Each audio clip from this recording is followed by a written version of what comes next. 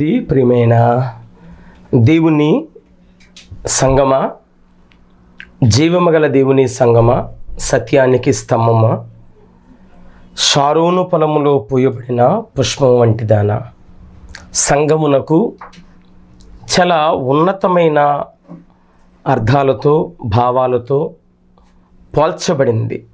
అటువంటి సంగముగా ఉన్న మీ అందరికీ మరి యొక్క నూతన మరొక మాసములో మొదటి వారములో మీతో కలుసుకుని చక్కని విలువైన సంగతులు మాట్లాడాలని దేవుడు ఇచ్చిన తలంపును బట్టి తలాంతును బట్టి మీ మధ్య ఇటు విధముగా మరి కూర్చుని మీతో కొన్ని విషయాలు మాట్లాడటానికి దేవుడు తెరిచిన ద్వారమును బట్టి ఎన్నో కృతజ్ఞతాస్తుతులు. కన్న తండ్రైన దేవాతి దేవునికి యేసుక్రీస్తు ప్రభువు పేరిట కృతజ్ఞతాస్తులు చెల్లిస్తూ కుడివచ్చిన మీ అందరికీ నా ప్రత్యేకమైన శుభములు వందనాలు తెలియజేస్తున్నాను. ప్రియులారా, మీరందరూ క్షేమముగా ఆనందముగా మరి ధైర్యముతో ఆత్మీయ ప్రయాణంలో కొనసాగుతున్నారని, సడలిపోక బలపడుతూ ధైర్యముతో యాత్రను కొనసాగిస్తున్నారని ప్రభు పేరిట మరి ఎంతో విశ్వసిస్తున్నాను. కాబట్టి మరి చక్కగా దేవుని వాక్యమును ఈ నెలలో మరొక మంచి అంశాలతో కొన్ని విషయాలు విందాం. చిన్న ప్రార్థన చేసుకుందాం. దయచేసి స్థలాలు వంచండి, కనుమయండి. పరిశుద్ధుడివైన మా తండ్రి, మీకు స్తోత్రములు నాయన. ప్రభువా, మీ ప్రియకుమారుడు యేసుక్రీస్తు ప్రభువారు మా రక్షకుడు నాయన. ఆయన విమోచించిన విమోచన ద్వారా రక్షింపబడి క్రీస్తు శిలువ చెంతకి చేరి ఆశ్రయించిన మేము కొన్ని విలువైన మాటల చేత మా హృదయాలు ఆనందింపబోటకు తెప్పరిల్ల జీవుటకు మాకిచ్చిన జీవగ్రంథములో మాటలు విని మేము ముందుకు కొనసాగుటకు సహాయం చేయండి. మా మాటలు విని సహాయ సహకారాలు అందించి ఏ పిల్లలైతే నీ మాటలు వినటానికి యూట్యూబ్ ద్వారా కానీ ఈ ఛానల్ ద్వారా కానీ ఏ పిల్లలైతే ఆలకిస్తున్నారో వారి హృదయాలు తెరవండి. వారి కుటుంబాలు వ్యక్తిగత జీవితాలు మార్పు కలిగి ఆత్మీయ ప్రయాణంలో కొనసాగలిగిన ధన్యతనిమ్మని క్రీస్తు నామములో అడుగుచున్నాను కన్న తండ్రి, ఆమేన్. మంచిది ప్రియులారా, మరి ఈ నెలలో కొన్ని ప్రాముఖ్యమైన సంగతులు మీతో ముచ్చటించాలని ఎంతగానో ఆశపడుతున్నాను. విలువైన మాటలు మరొక విషయాలు జోడించుకుంటూ మనం ముందుకు వెళదాం. ముందుగా మీ అందరికీ నా ప్రత్యేకమైన మరొకసారి వందనాలు. ఈరోజు మనం మాట్లాడుతున్న అంశం ఏమిటి అంటే, ప్రార్థించుట మానుకున్నావా? ఒకవేళ ప్రియులారా, ఈ వాక్యం ఎవరైతే వింటున్నారో వారి యొక్క జీవితాల్లో, వారి వ్యక్తిగత అనుభవాలలో, వారి యొక్క కుటుంబ పరిస్థితులలో ఒకవేళ ఎవరైనా జరిగిన పరిణామాలను బట్టి, జరుగుతున్న స్థితిగతులను బట్టి, అది ఎటువంటి పరిస్థితి అయినా సరే, అది కుటుంబములో భార్యాభర్తల మధ్య సఖ్యత లోపించినప్పటికీ, పిల్లలకి తల్లిదండ్రుల మధ్యన సమాధానం లేనప్పటికీ, బంధువులలో రక్త సంబంధుల మధ్య, కుటుంబంలో భార్యాభర్తల మధ్య ఎటువంటి పరిస్థితులు వాటిల్లినా వాటిని అధిగమించే పరిస్థితుల్లో దేవుని మీద ముందుగా విశ్వాస ప్రయాణములు ఉండి కొన్ని ఎదురు దెబ్బలు తగలగానే చాలామంది క్రైస్తవ సంఘాల్లో ఉన్న వాక్యం వింటున్న, ఒకవేళ నువ్వు కావచ్చు, ఇంకా అనేకులు కావచ్చు, వాక్యం వింటున్నవారు ప్రార్థన చేయటం మానుకున్నవారు చాలామంది ఉన్నారు. అది ఎవరి అంతరాత్మకు వాళ్ళకి అర్థం అవ్వాలి ప్రియులారా.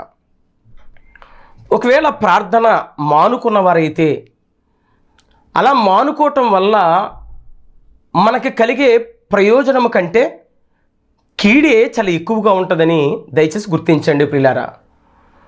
ఒకవేళ దేవుని సంఘములు రక్షణ పొందిన తర్వాత వెలిగింపబడి ఒకవేళ మానుకునే పరిస్థితి ఒకవేళ నీకు వచ్చుంటే, మాని ఉంటే, ఈ వాక్యం వినిన తర్వాత మరలా ప్రారంభిస్తారు, మరలా మొదలు పెడతావు. ఎక్కడ ఆగిపోయావో, ఎక్కడ నిలిచిపోయావో అక్కడ మరలా నువ్వు ప్రారంభించే అవకాశం ఒకవేళ నువ్వు తీసుకుంటే, దేవుడిచ్చే అవకాశాన్ని సద్వినియోగపరుచుకుంటే నీ జీవితం కట్టడానికి దేవుడు సిద్ధంగా ఉన్నాడు ప్రియులారా. ఈ వాక్యం వింటున్న ఎవరైనప్పటికీ కూడా, సామంతులైనా సామాన్యులైనా, దరిద్రులైన ధనికులైన, పండితులైన పామరులైన ప్రతి ఒక్కరూ జీవితంలో ఈ మాటను తప్పకుండా మీరందరూ వినవలసిందిగా ప్రభు పేరట మనవి చేస్తున్నాను ప్రియులారా. సంఘములో ఉన్న మనం బాధ్యత కలిగిన వారుగా, ఒక భారము కలిగిన వారుగా మనం ఎప్పటికీ ఆత్మలను నడిపిస్తూ ఉండాలి సంఘములోనికి.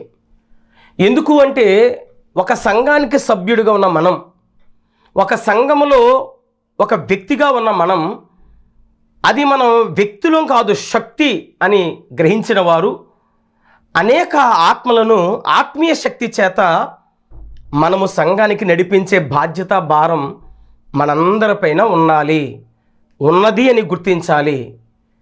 ఎవరిచ్చారు ఆ బాధ్యత?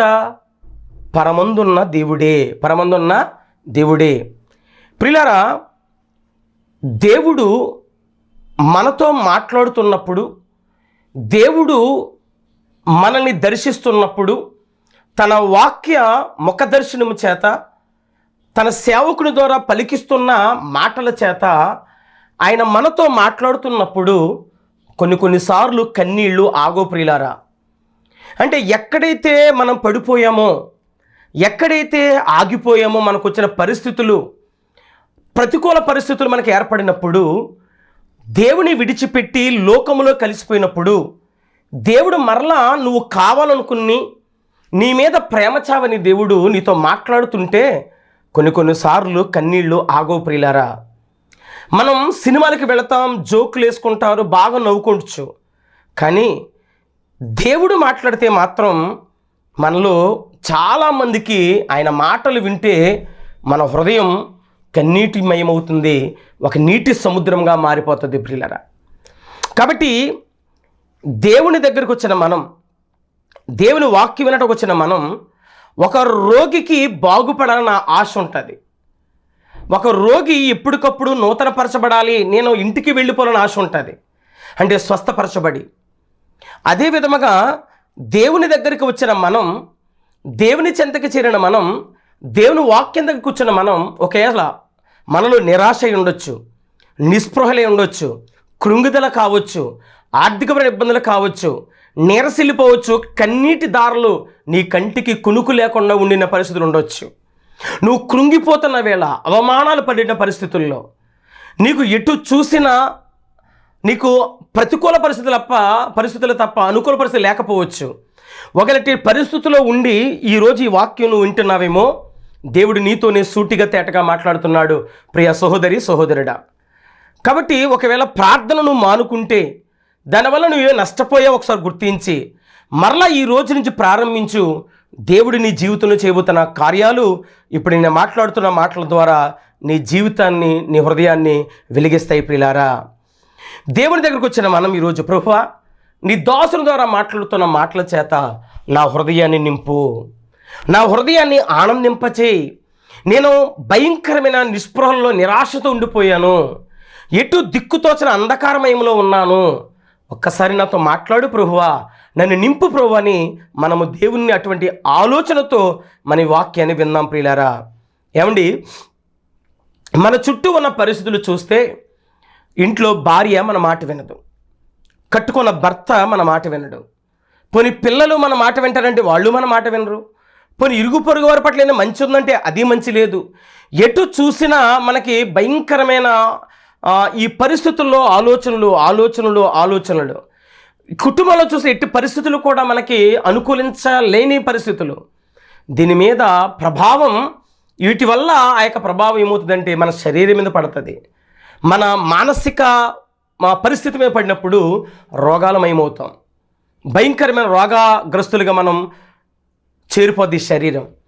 వెంటనే రోగిష్టివారంగా మారిపోయినప్పుడు ఈ శరీరానికి శాంతి సమాధానం నెమ్మదిపోయి ట్యాబ్లెట్లు టానిక్లు చేరువవుతుంది శరీరం. అంటే మందులకి అలవాటు పడుతూ ఉంటుంది ప్రియులారా. ఏమండి, ఎక్కడికో ఒక మార్కెట్కి వెళతాం, మార్కెట్కి వెళ్ళి ఏదో ఒక సరుకు కొనుక్కుందామని వెళ్తాం, ఏదో ఒక కూరగాయలు ఒకటి తెచ్చుకుంటే బాగుంది అనుకుంటాం. కానీ అక్కడికి వెళ్ళిన తర్వాత కవర్ అంతా నిండిపోయి మూలినంత సరుకులు ఇంటికి తెచ్చుకుంటాం. ఒక బట్టల షాపుకి వెళితే ఏదో ఒక జత బట్టలు కొందామని వెళుతాం, కానీ ఇంటిళ్ళ పాతికి బట్టలు కొనాలనిపిస్తుంది. ఒక బ్యాగుతో రావాల్సింది 10 బ్యాగులతో బయటకు వస్తాం, అప్పు చేసైనా సరే. కానీ దేవుని దగ్గరికి వచ్చిన నీవు ఒక ఒట్టి కుండగా, ఒక ఖాళీ హృదయంతో కూర్చున్న నీవు ఒక నిండు కుండగా నన్ను మార్చు ప్రభువా అని దేవుణ్ణి నువ్వు కోరినప్పుడు తప్పకుండా నీ హృదయాన్నైనా నింపుతాడు ప్రియమైన దేవుని సంగమా. ఇటువంటి పరిస్థితుల మధ్య, నలిగిపోయి వేజారిపోతున్న పరిస్థితుల మధ్యన దేవుడు నీకు నాకు ఒక చక్కటి ఆసరా, ఒక భరోసా ఇస్తున్నాడు. ప్రార్థన విషయంలో ఏ రీతిగా ఉండాలో యేసుక్రీస్తు ప్రభువారే మాట్లాడుతున్న ఒక సత్యాన్ని మనం గ్రహించుదాం. పిల్లరా, సంఘము అంటే సత్యానికి స్తంభం. సత్యానికి స్తంభం అంటే ఏంటో తెలుసా పిల్లరా? సంఘమే ఈ ప్రపంచంలో సత్యం మాట్లాడేది. ఎవరైనా అబద్ధమే మాట్లాడుతున్నారు, అసత్యమే మాట్లాడుతున్నారు. కానీ సంఘము మాత్రం సత్యమే చెప్పాలి, సత్యమే మాట్లాడాలి. సత్యానికి ఆధారమే సంఘం అంట. అబ్బా, అంటే ఒక సత్యాన్ని ప్రకటించేది సంఘం. అటువంటి సంఘంలో సభ్యులుగా ఉన్న నీవు నేను, ఒక జీవము గల మందిరంలో ఉన్న నీవు నేను, ఇటువంటి పరిస్థితులు మనకి ఏర్పడినప్పుడు మనం ఎటువంటి నిర్ణయాల వైపుకు వెళ్ళాలో దేవుని లేఖనాల ద్వారా ఆలోచన చేద్దాం. ఆ సత్యాన్ని, ఆ సర్వసత్యాన్ని ఎరిగిన మనం దాని ప్రకారం ఎప్పుడైతే నడుస్తామో మన జీవితాలు, మన ఆత్మీయ పరిస్థితులు చక్కబడతాయి, కుదుటపడతాయి, నెమ్మదిపరచబడతాయి. ఆలోచించి మంచి నిర్ణయాలు తీసుకుందాం. దేవుని లేఖనాల్లోనికి, దేవుడు మనకిచ్చిన పరిశుద్ధ గ్రంథంలోనికి ఒకవేళ ప్రార్థన మానుకున్నవాడవైతే, ఒకప్పుడు చాలా ప్రార్థన చేసేవాడినండి, కొన్ని గంటలు మోకరించి ప్రార్థన చేసేవాడినండి, కానీ ఎందుకో ఈ మధ్యన ప్రార్థన చేయలేకపోతున్నానండి, మోకరిస్తే నిద్ర వచ్చేస్తుందండి, అసలు ప్రార్థన చేయడానికి అవకాశం దొరకట్లేదండి ఇలా అనుకుంటే ఏ పరిస్థితులు నువ్వు ఆగిపోయావో నువ్వు నష్టపోతున్నావని మాత్రం గుర్తుపెట్టుకోవాలి ఒకసారి. అటువంటి నష్టాల వైపు నువ్వు వెళ్ళిపోకుండా తద్వారా వచ్చిన ఫలితం భయంకర అంధకారమని గుర్తిస్తే ఇప్పుడు నేను చెబుతున్న మాటలు దేవుని ద్వారా వినాలని బ్రతిమలాడుతున్నాను, ప్రాధేయపడుతున్నాను. నా మేలు కొరకు ప్రియులారా, ఒకసారి చూద్దాం. లూకా సువార్త 18వ అధ్యాయం మొదటి నుంచి ఆలోచిస్తే యేసుక్రీస్తు ప్రభువు సాక్షాత్తు మాట్లాడుతున్న మాటలు ఇవి. శిష్యులతో, వారంటే శిష్యులు విసుకక నిత్యము ప్రార్థన చేయుచుండవలెనుటకు ఆయన వారితో ఈ ఉపమానం చెప్పాడంట. ఎవరు? యేసుక్రీస్తు ప్రభువారు. ఎవరికి? శిష్యులకి. ఎందుకు?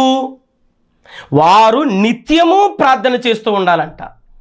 అలాగే నిత్యము ప్రార్థన చేస్తూ ఉండుటకు ఆయన ఉపమానం చెప్పాడు. ఒక ఉపమానం. ఏం చెప్పాడు ఆయన? ఒక ఉపమానం అంటే పోల్చి మాట్లాడుతున్నాడు. దేవునికి భయపడకయు, మనుషుల్ని లక్ష్య పెట్టకయు. ఒక న్యాయాధిపతి ఉన్నాడంట, ఒక ప్రెసిడెంట్ లాంటి వాడు ఉన్నాడంట ఆ ఊరిలో. వాడు దేవుడికి భయపడ్డంట, మనుషుల్ని అసలు లెక్కే చేయడంట. అటువంటి న్యాయాధిపతి అంట వాడు. పైగా ఆ న్యాయాధిపతి ఉన్న ఆ ప్రాంతంలో ఒక విధవరాలు ఉందంటండి. ఆ విధవరాలు అంటే ఆమె అతని యొద్దకు తరచుగా వస్తుందని, ప్రతిరోజు వస్తుంది. వచ్చి ఏం చెప్పిందంట? అయ్యా, మన ప్రతివాదికిని నాకును న్యాయము తీర్చమని అడుగుచూ వచ్చిన. ప్రతిరోజు అడుగుతుంది, అయ్యా మా ఇంటి పక్కన గొడవయ్యా, అతనికి నాకు న్యాయం తీర్చయ్యా, అతనికి నాకు న్యాయం తీర్చా, ప్రతిరోజు అడుగుతుందంట. ప్రతిరోజు. వాడేమో న్యాయాధిపతి. వాడెవడంట? వాడి పేరు ఒక అన్యాయస్తుడి న్యాయాధిపతి. వాడు ఎవరండి ఆ న్యాయాధిపతి? ఆ రోజు చూడండి, అన్యాయస్తుడైన న్యాయాధిపతి చెప్పిన మాట వినుడి. అంటే ఆ ఊర్లో ఉన్న న్యాయాధిపతి ఎవరంటే అన్యాయస్తుడు. న్యాయం అంటే ఎరగనివాడు. అంటే ఎటు డబ్బులు ఇస్తే అటే ఎవ్వారం ఒగ్గే పరిస్థితులు. అంటే డబ్బున్న వాళ్ళ వైపే న్యాయాన్ని తిప్పే పరిస్థితులు. ఈరోజు కోర్టులో ఎన్నో కేసులు చూస్తున్నాం కదా. అంటే ఎవరికైతే అంగబలం, ఆర్థిక బలం ఉందో అటువంటి వారి వైపే న్యాయం జరుగుతున్నట్టు మనకు కనబడుతున్న పరిస్థితులు. ఒక పేదవాడి పక్షము న్యాయం ఉన్నా జరగని పరిస్థితులు చూస్తున్న చాలామందిలో. అటువంటి పరిస్థితుల మధ్య ఒక విధవరాలు ఒక న్యాయాధిపతి దగ్గర, ఆ ఊరిలో ఉన్న న్యాయం తీర్చే ఒక అధికారి దగ్గర ఈమె తరచూ అడుగుతుందంట. అతను అన్నాడంట, అసలు ఆడేమో దేవుడికి భయపడ్డు, మనుషుల్ని లెక్క పెట్టాడు. ఎవరితో రికమెండేషన్ చేస్తుంది ఆమె? అయితే అసలు ఆమె ప్రతిరోజు అడుగుతున్నానంట, నీకు పని పట్టలేదా, వెళ్ళు అని ప్రతిరోజు పంపించేస్తున్నాడు. అసలు ఆ మాట లక్ష్య పెట్టలేదంట. మనుషులకి భయపడక, దేవుని భయపడక, మనుషుల్ని లక్ష్య పెట్టక, దేవునికి లక్ష్య పెట్టక, అటువంటి అన్యాయస్తుడు న్యాయాధిపతి ప్రతిరోజు ప్రతిరోజు ప్రతిరోజు అడుగుతుందంట, అయ్యా న్యాయం తీర్చేయ కొంచెం, న్యాయం తీర్చేయ కొంచెం అని ఆమె పదే పదే అడిగితే, ఆమె మాత్రం అతను ఆమెను పట్టించుకోకపోయినా, అసలు ఆవిడ మాటలు అతను ఎక్కించుకోకపోయినా, ఈమె మాత్రం తప్పకుండా తరచుగా మనం వెళ్తామండి. ఒకసారి మన మాట ఎవరన్నా సరిగ్గా వినకపోతేనే వాడిని మనం పట్టించుకోం కదా, వదిలేస్తాం కదా. అలాంటిది న్యాయాధిపతి అన్యాయస్తుడిని తెలుసు, ఎవరు లెక్క చేయడం తెలుసు, అసలు లెక్క ఎవరికి కూడా కేర్ చేయడం తెలుసు. అటువంటి వ్యక్తి దగ్గరికి ఈమె వెళ్ళి ప్రతిరోజు బ్రతిమలాడుతుందంట, అయ్యా నాకు నా ప్రతివాదికి న్యాయం తీర్చయ్యా అని అడుగుతుంటే, ఆడనుకోని ఒక రాత్రి, అరే ఈమె ప్రతిరోజు నన్ను అడుగుతుంది న్యాయం తీర్చమని, నేను దేవుడికి భయపడను, మనుషులకు లక్ష్య పెట్టను కదా, మరి అలాంటివి నిన్నసార్లు అడుగుతుంది, పోన్లే న్యాయం చేద్దాం అనుకున్నాడంట. అంటే ఒక అన్యాయస్తుడి న్యాయాధిపతికే న్యాయం తీర్చాలని అనిపిస్తే, మరి నీవు నేను నమ్మిన దేవుడు న్యాయవంతుడు కదా, అటువంటి న్యాయవంతుడు తప్పకుండా న్యాయం తీరుస్తాడు. ఎప్పుడు జరిగిస్తాడు? విసుకక ప్రార్థన చేస్తే. అబ్బా ఎంత చక్కని మాటలు చెప్పాడండి యేసుక్రీస్తు ప్రభువారు. విసుకక ప్రార్థన చేయాలి. ఒక అన్యాయస్తుని న్యాయాధిపతి విధవరాలు ఎవరు దిక్కులేని ఆమె పదే పదే అడిగితే, మరి దేవుడు న్యాయవంతుడిని పరిశుద్ధ గ్రంథంలో రాయబడి ఉంది కదా, మరి నీవు ఎందుకు ప్రార్థన మానుకున్నావు? మనం ఎలాంటి వారం అంటే, ప్రార్థన చేసిన వెంటనే జరిగిపోవాలి. మరి ప్రార్థన చేసిన వెంటనే జరిగిపోవాలని కోరుకునే నీవు మరి వాక్యం చెప్పినట్టు ఎందుకు మారిపో? మరి దేవుడు పలికించిన ప్రతి మాటకి ఎందుకు నువ్వు స్పందించవు? ఆయన ఎన్నోసార్లు నీతో మాట్లాడుతున్నప్పుడు ఎందుకు మారు మనసు పొందావు? మరి అంటే దేవుడికి ఒక న్యాయం, నీకు ఒక న్యాయమా? నువ్వు చేసిన ప్రార్థన వెంటనే వీని సాయంత్రానికి జవాబు ఇచ్చేయాలి గంటలో. మరి నీకు జవాబు ఇవ్వాలనుకుని నీవు ఆశపడి నీవు మరి దేవుడు కూడా ఆశపడుతున్నాడు, నా బిడ్డకి ఈ మాటలు చెప్పేసిన మన మారదే మారి చూపించు దేవుడి దగ్గర. అంటే నువ్వు ఎలా ప్రార్థన చేయాలంటే, అది నీ ఏ అవసరత అయినా సరే, అది నీ ఏ ఇబ్బంది అయినా సరే, ఏ కొదువైనా సరే, ఏ ఇంటి పరిస్థితులు అయినా సరే, ఏ ఆత్మీయ పరిస్థితులు, ఏ సంఘ పరిస్థితులు అయినా సరే, ఒకవేళ సంఘ వ్యవస్థలు నీకు ఎన్నో లోపాలు ఉన్నాయా, ఇబ్బందులు ఉన్నాయా, దేవుని దగ్గర పెట్టు. విసుకక ప్రార్థన చేయి, విడిచిపెట్టకూడదండి. విసుకక ప్రార్థన చేయాలి.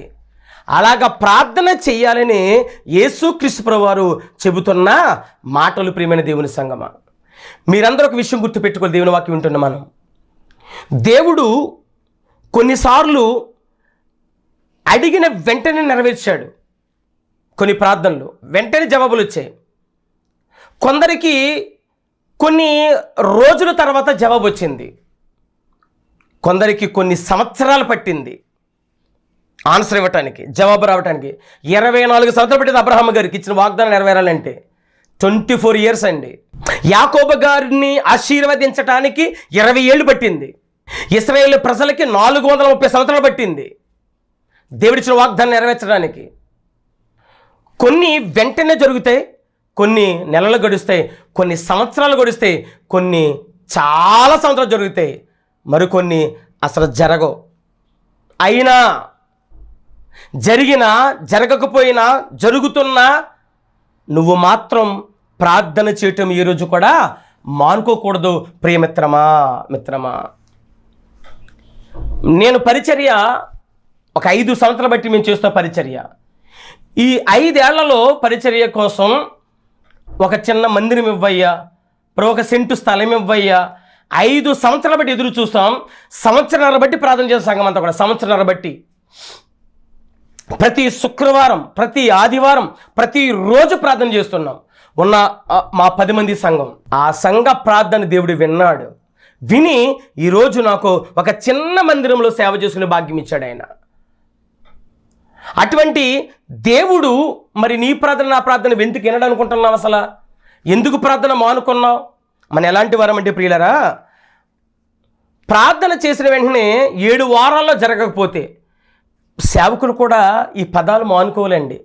7 వారాలు రా, 7 రోజులు రా, 7 వారాల్లో ఒకవేళ జరగకపోతే దూరం అయిపోతారండి. అవసరాల కోసం నడిపించకండి, వాళ్ళని ఆత్మ కోసం నడిపించండి. మరణం తర్వాత జీవితం కోసం నడిపించండి. పరలోక రాజ్యం కోసం నడిపించండి. ప్రియమైన దేవుని సంగమా, ప్రార్థన చేస్తున్న మనం సంవత్సరానికి ప్రార్థన మారిపోతూ ఉంటాయి. మన నెలకోసారి ప్రార్థన మారిపోతూ ఉంటుంది. నెల రోజులకి ఏదో అడిగో దాన్ని పొందే వరకు అడుగుతున్నావా? అడగో, వదిలిపెట్టేస్తావు. మరలా ఇంకోటి అడుగుతావు. ప్రార్థనలు మారకూడదు. నువ్వు అడిగేది పొందుకునే వరకు, నువ్వు అనుకునేది నువ్వు స్వీకరించే వరకు, నీకు ఇచ్చే దేవుడిచ్చే స్వాస్థ్యం వరకు నువ్వు విడువక అడుగుతూ ఉండాలి, విసుగక అడుగుతూ ఉండాలి. ఆ పేద విధవరాలు వలె న్యాయాధిపతి అడిగినట్టు. అక్కడే కదా దేవుడు నిన్ను పరీక్షించేది. అరే, అడిగిన వెంటనే జరిగిపోవాలని ఎందుకు చూస్తున్నావు?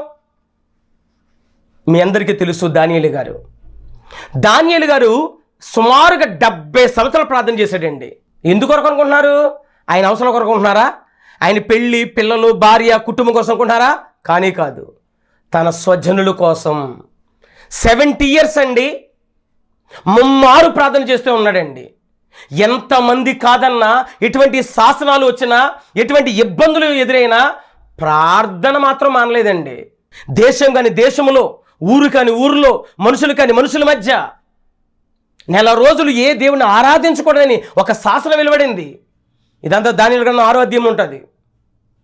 పరాయి దేశస్థుడు పరాయి దేశంలో తన జనాంగం విడుదల కొరకు, తన జనాంగం బాగు కొరకు, దేవుడిచ్చిన వాగ్దానం కొరకు ఎదురు చూస్తూ, నిరీక్షిస్తూ, అయ్యా నా జనాంగాన్ని జ్ఞాపకం చేసుకో, నా జనాంగాన్ని విడిపించు, నా జనాంగం అంతా కూడా ఆశీర్వదించబడే జనాంగం కదా, ఒక్కసారి కరుణించండి 70 ఏళ్ళు ప్రార్థన చేస్తూనే ఉన్నాడండి. తన బానిస బ్రతుకు వచ్చిన దగ్గర నుంచి 10వ ఏట వచ్చేసాడండి బానిసగా. తనకి సుమారుగా 70 ఏళ్ళు వచ్చి 80 సంవత్సరాలు వచ్చే వరకు కూడా ప్రార్థన చేస్తూనే ఉన్నాడండి. దేని కొరకు? విడుదల, తన స్వజనుల కోసం విడుదల. ఎప్పుడైనా ప్రార్థన చేశామా? నీ భర్త మార్పు కొరకు ఎన్ని రోజులు ప్రార్థన చేశావు? నా భర్త తాగుతాడండి, నా భర్త కొడుతున్నాడండి, నా భర్త తిరుగుతున్నాడండి, నా భార్య మారట్లేదండి, నా భార్య నాకు అనుకూలంగా లేదండి, నా పిల్లలు భయంకరంగా ఉన్నారండి అని అన్న నీవు ఎన్నిసార్లు ప్రార్థన చేశావు? ఎన్ని నెలలు ప్రార్థన చేసి, ఎన్ని సంవత్సరాలు ప్రార్థన చేశావు? కొన్నేళ్ళు పట్టొచ్చు. ఎందుకు పట్టొచ్చు అంటే, మరి నువ్వు నేను చేసిన పాపాలు చిన్నవా? చాలా పెద్దవి కదా, చాలా ఘోరమైనవి కదా. మరి ప్రార్థనకి జవాబు ఇవ్వని నీకు దుఃఖం వస్తుంది. మరి నీవు నేను చేసిన అపరాధ నిమిత్తం దేవుడికి ఇంకెంత బాధపడ్డాడో పాపం. గుర్తించావా? ఆలోచించారా? ప్రియమైన దేవుని సంగమా, విసుగక ప్రార్థన చేయటం నేర్చుకుందాం మనం. ఏమండి, రోగికి బ్రతకాలని ఆశ రోజుకు ఉంటుంది. ఏ రోజు నేను ఇంటికి పంపిస్తారు, ఏ రోజు నేను హాస్పిటల్ ఇంటికి పంపిస్తారని ప్రతిరోజు ఆశతో బ్రతుకుతాడండి ఒక రోగి. అరే, చావు బ్రతుకుల మధ్య కొట్టుమిట్టాడుతున్న రోగికి అంత ఆశ ఉంటే, మరి ఆత్మీయ ప్రయాణంలో ఉన్న క్రీస్తు సంఘంలో కూర్చున్న నీవు, ఆ క్రీస్తుని నమ్మిన నీవు, క్రీస్తు పైన ఎందుకు నీకు నమ్మకం లేదు? ఎందుకు నీకు విశ్వాసం బలహీనపడింది? చేయడనుకుంటున్నావా? అసమర్థులనుకున్నావా దేవుణ్ణి? పాత నిబంధన మనం చూస్తున్న ఛాయ ఏంటో తెలుసా? దానియేలు గారండి విసుకోలేదండి. మీరు బైబిల్లో ఆలోచన చేస్తే ప్రియులారా, ఒక ఇస్సాకు గారండి, ఆయనకి పిల్లలు లేరండి చాలా కాలం. విసుకుపోయారా? పిల్లల పుట్ల 1 సంవత్సరం పుట్టలేదు, 2 సంవత్సరం పుట్టలేదు, 5 సంవత్సరం 10 సంవత్సరం పుట్టలేదు. పుట్టరా అని చెప్పాడు దేవుడు. ఏమన్నా? దేవుడు తప్పకుండా ఇస్తాడు, గర్భఫలం ఇస్తాడండి. దేవుని సంకల్పములో నీ కడుపున పుట్టిన బిడ్డలు పుట్టాలి, వారి ద్వారా దేవుని పరిచయం జరగాలని నువ్వు ఈరోజు పెళ్లి చేసుకుంటే ఈరోజు రాసుకున్నది కాదు శాసనం. ఆయన ఉద్దేశం జగత్తు పునాది వేయబడక మునిపే నీ గురించి నా గురించి రాసుకున్న జీవగ్రంథములో నీ జీవితం ఏంటో, నీ బ్రతుకేంటో తల్లి గర్భం ఉండక మునిపే రాసేటట్టు నీ తలంపులు నా తలంపులు, నీ బ్రతుకు నా బ్రతుకు, నీ జీవితం నా జీవితం. ఈ రోజుకి నీ పెళ్ళి అవుతుంది, ఇప్పుడు ఈరోజు రాసింది కాదు అది. నీ కడుపులో పుట్టవలసిన పిల్లలు ఉంటే, వారి ద్వారా ఈ భూమి మీద సంతానం రావాలని ఆశ ఉంటే, తప్పకుండా దేవుని ఉద్దేశంలో ఉంటే, ఆ ఉద్దేశాన్ని తప్పకుండా దేవుడు నెరవేర్చి తీరుతాడు. అది ఏ రోజుకైనా. జకరియా ఎలిజబెత్లు అమ్మనున్నారు, వాళ్ళు బహువృద్ధులు అని ఉంటుందండి బైబిల్లో. బహువృద్ధులంట. పుట్టారా? పుట్టలేదా? తప్పకుండా పుడతారండి. నీ భర్త మారి తీరుతా, తప్పకుండా మారుతాడు. నేను ఎంతమందిని చూశాను, భయంకరమైన తాగుబోతులు మారటం చూశాను.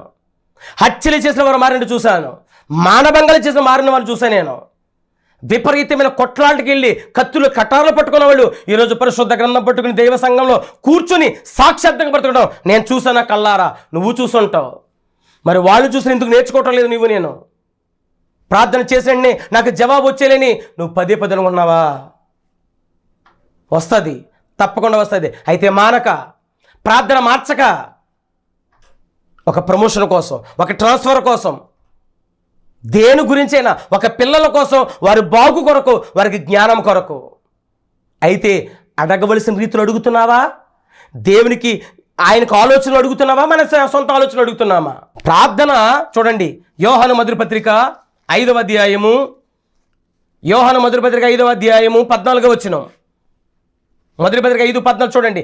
ఆయనను బట్టి మనకు కలిగిన ధైర్యం ఏదనగా, దేవుని చిత్తానుసారంగా మనం ఏది అడిగినను, నువ్వు ఆయన ఇష్టములు ఏది అడిగినా ఆయన మనవి ఆలకించునన్నదియే. మనమేమి అడిగినను ఆయన మనవి ఆలకించునని మనం ఎరిగిన ఎడల మనం ఆయనను వేడుకొని మనకి కలిగినవని ఎరుగుదుము. అడిగావు, తప్పకుండా ఇచ్చి తీరుతాడు. నీ భర్త మారటం దేవుని ఉద్దేశమే. విసుకక ప్రార్థన చేయటం నేర్చుకుందాం. బ్రతిమలాడాలి దేవుణ్ణి, డిమాండింగ్ కాదు, కమాండింగ్ కాదు దేవుణ్ణి. ఇది నీ ఇంట్లో పనుడు కాదు, నీ పెద్ద బామర్ది చిన్న బామర్ది కాదైన, రాజాతి రాజైన, సర్వశక్తివంతుడైన, సర్వోన్నతుడైన, సర్వభౌతికారం కలిగిన వాడైన, సర్వవ్యామి, అటువంటి దేవుణ్ణి నువ్వు డిమాండ్ చేయడం కాదు, బ్రతిమలాడటం నేర్చుకో. రాత్రింపగల్లో కాళ్ళు పట్టుకొని ఆయన పాదాల చెంతగా చేరి ఒక దానియేలు గారిని బట్టి నేర్చుకో, ఒక అబ్రహాము గారిని బట్టి నేర్చుకో, ఒక యాకోబు గారిని బట్టి నేర్చుకోలు ప్రియులారా. ప్రార్థన మానేసావా? మరి మారమని ఎన్నోసార్లు చెప్తున్నాడు కదా, మారలేదు ఇప్పుడు దాకా. నువ్వు మారిపోవాలి కదా. నువ్వు ఒకవేళ నీవు మాట తప్పుతావేమో మొక్కుకుని, ఆయన మాట తప్పడు కదా. నమ్మదగిన వాడు, పూర్ణ అంగీకారం యోగ్యమైన వాడైనా, పూర్ణంగా అంగీకరించ యోగ్యమైన వాడైనా, నీవైనా నమ్మలేని వారు మనం, నమ్మదగిన వారు మనం. ఆయన నమ్మదగిన వాడు. ప్రియమైన సహోదరి సహోదరుడా, ఈ వాక్యం వింటూ నీవు ప్రార్థన మానుకున్నావా? చాలా తప్పు చేస్తున్నావు. ఆపక. ఒకసారి ఏదో అడిగావు, సంవత్సరం క్రితం, 10 సంవత్సరాల ఏదో అడిగావు, ప్రారంభించు. తప్పకుండా దేవుడు చేస్తాడు, తప్పకుండా దేవుడు జరిగిస్తాడు. దైవజనుడిగా చెప్తున్నాను, దేవుడిచ్చి తీరతాడు. అయితే నీ ఆత్మీయతను గుర్తు చేసుకో, ఎలాగున్నావో. నీ ప్రార్థన చేయటకు అర్హతగా ఉన్నావా? మారు మనసు పొందావా? రక్షణ పొందావా? క్రీస్తు కడగబడ్డావా? ఆయన ప్రేమ ఎరిగావా? ఆయన కాచిన రక్తం విలువ తెలిసిందా? అయితే అది ఎరిగి దాన్ని హృదయంలో పెట్టుకుని ప్రభుని అడుగు. అదే నీ లోపమేమో, అందుకే నీకు దేవుడు ఇవ్వట్లేదేమో. దాన్ని నువ్వు నింపుకుని ప్రభు పాదాల దగ్గర వచ్చి నీ సమస్య చెప్పు. విసుకకు అడుగు, న్యాయం తీరుస్తాడు. ప్రార్థన మానుకోకండి. ప్రార్థన చేయటం ఎల్లప్పుడూ ప్రార్థన చేయాలి, ఎల్లప్పుడూ ప్రార్థన చేయాలి, ఆగక ప్రార్థన చేయాలి. అటువంటి ఆలోచనతో మనం ఆత్మీయ ప్రయాణం చేద్దాం. అట్టి కృప, అట్టి ఆలోచన దేవుడు వింటున్న మీ అందరికీ అనుగ్రహించును గాక. ఆమేన్. ప్రార్థన చేసుకుందాం. తలలు వంచండి, కళ్ళు మూయండి. మహాపరిశుద్ధుడైన మా కన్న తండ్రి, మీకు స్తోత్రాలు. నీ ప్రేమ, నీ కృప, నీ కాపుదల బిడ్డలకు అనుగ్రహించారు అయ్యా. ఒకవేళ ప్రార్థన ఆపేసిన పిల్లలు, ప్రార్థన మానుకున్న పిల్లలు, వాళ్ళకున్న పరిస్థితులను బట్టి నేను ఇక మీద ఇప్పటి నుంచి ప్రారంభించిన ప్రార్థనకు గొప్ప జవాబులు ఇవ్వండి. ఈ వాక్యం వింటే ప్రతి ఒక్కరు హృదయాన్ని తెరవమని, గొప్ప వారి కుటుంబ సమస్యల నుంచి విడుదల చేసి నేను నిన్ను ఆత్మీయంగా ఎదుగుట కృపనిమ్మని, క్రీస్తునామములో ఐహిక విచారాలు దూరపరచమని, నేను మంచి నేలను పడి విత్తనాలుగా హృదయాలు ఫలింపనిమ్మని క్రీస్తునామములో అడుగుచున్నాను కన్న తండ్రి. ఆమేన్. మన తండ్రిని దేవుని ప్రేమ, కుమారుడిని యేసుక్రీస్తు కృప, పరిశుద్ధాత్మక నిన్న సహవాస సమాధానం ఇప్పుడు ఎల్లప్పుడు సదాకాలం సకల పరిశుద్ధులకు మనకు తోడుగును గాక. ఆమేన్. అందరికీ వందనాలు. సమాధానం నుండి గాడ్ బ్లెస్ యు ఆల్.